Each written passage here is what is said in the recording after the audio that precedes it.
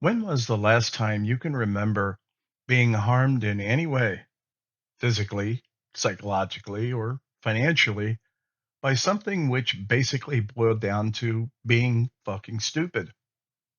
I'm asking this because in this episode, I'm going to be talking about strategies to avoid stupid, and you can immediately do that by listening to this episode to the very end. Because if you don't do that and end up missing out on all this important information, that would be really stupid. Hello, folks. My name is Ernest. Thank you for being here. Before I jump into this episode, I wanted to tell you about something you may have noticed, my absence. And I just thought that perhaps I owed you some kind of explanation. There has been an absolute need to get a new website. Besides many technical reasons, I was also rapidly running out of time to renew my current hosting contract. So I jumped into it with both feet, got a new website built, plus all the other technical and extremely stressful things that go with doing that. So now I invite you to either watch my show on my new website, theearnestmannshow.com, or listen to the episodes of your choice by simply clicking on the Listen tab on the same website. And just to give you my final thoughts concerning building the new website. Building a new website with a new host and everything else associated with it is something I hope I never have to fucking do again for the rest of my life. And to put this mildly, I would rather have an appendectomy naked on a tin roof during a hailstorm using a fucking wooden cooking spoon. Having said that, now back to the episode. In my life, I've witnessed a lot of incredibly stupid shit. Thankfully, most of it I didn't create, although when young, there were a few times that I did. But here's one of the most important factors when it comes to dealing with stupid. You lose your objectivity, your ability to reason, because stupid usually pushes your emotional buttons. And once you allow that to happen, you've already lost the battle and probably the war. So the very first thing you have to do is not get sucked up into what I call the crazy, emotional shitstorm. That is the precursor to your problems. Let me give you this little example. A stupid associate named Billy calls me up on the phone.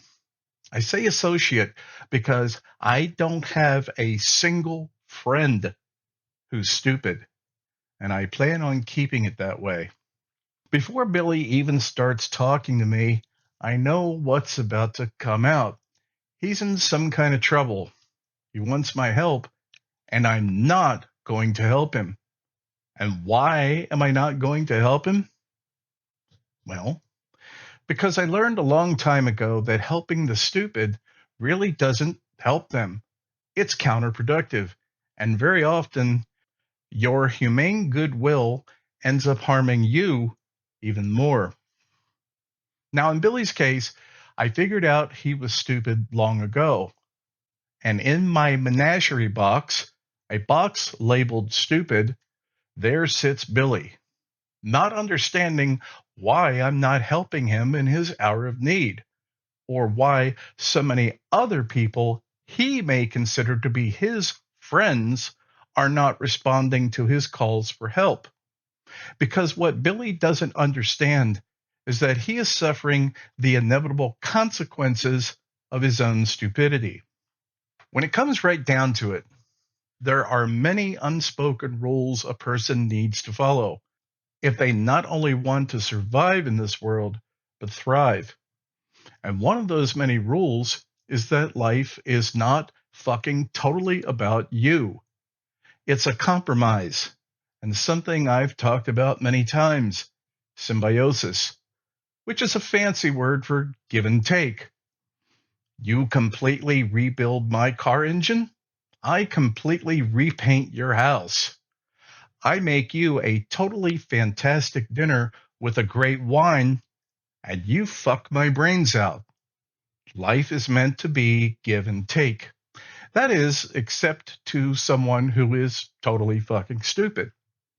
That despite even being told this, which is something a non-stupid person doesn't have to be told because they already understand it on an intuitive level.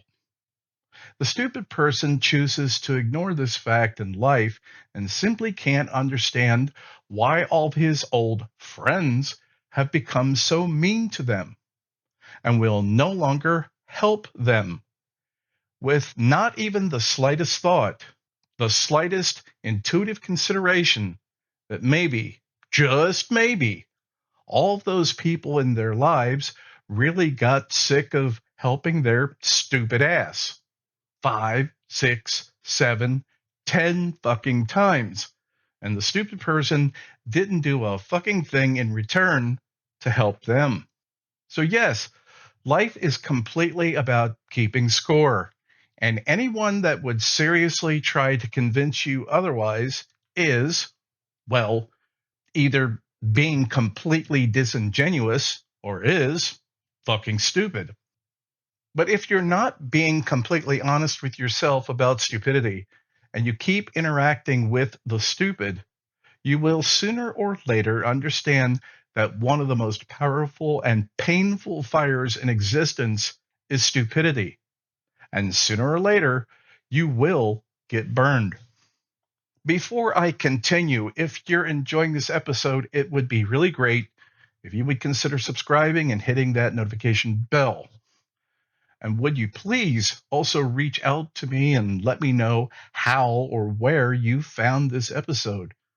And the best way to reach me is to go to my website, theearnestmannshow.com, and click on the About Me contact page.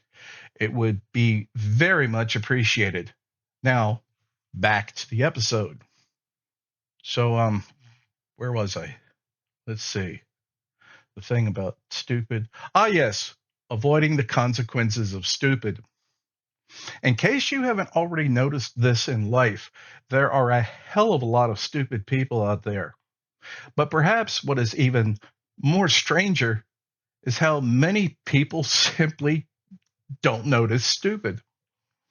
It seems as though many people, especially when they're talking about, family members, will go out of their way to refuse to point out not only when something is fucking stupid, but the stupid situation exists because of the stupid person that created it. Because I don't want to talk your ears off, I'll just leave you with my final thoughts on the stupid. You should never waste your time, effort, or energy on anything stupid. And in order to do that, you need to stop engaging with it.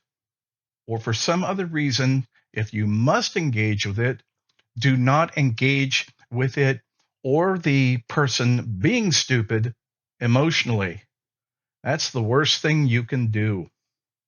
When a stupid person approaches you with a crisis, and their life is often a perpetual crisis, which might have something to do with them being stupid, the best thing you can do is psychologically take a step back, take a deep, relaxing breath or two, think about their situation for a few moments, and hopefully you'll realize, Jesus Christ, that's so incredibly stupid, and get away from them and they're stupid any way you can. Until next time, this is Ernest, and that's all I've got for today.